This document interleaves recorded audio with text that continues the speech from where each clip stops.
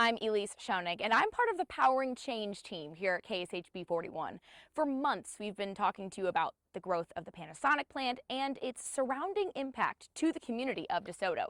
But that growth could be far from over because right here where I'm standing in DeSoto, and it's not too far from the Panasonic plant, the City Council is set to discuss a potential $50 billion project for a data center.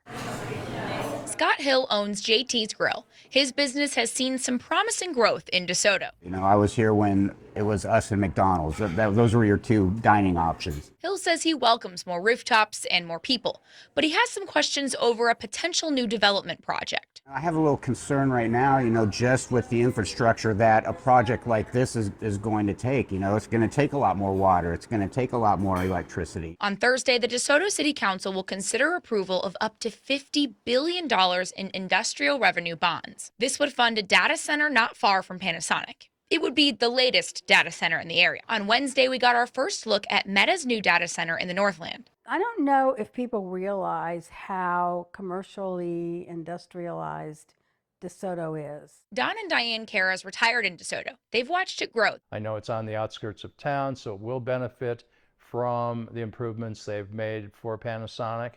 But there are a lot of unknowns at this point. They say they feel like they're still waiting on Panasonic to come through on all of its promises. It felt like in the buildup of Panasonic that there was a big promise of what they were going to do. The potential of billion-dollar bonds bring with it the promise of even more change. We've noticed quite a bit of change. In DeSoto, Elise Schoenig, KSHB 41 News.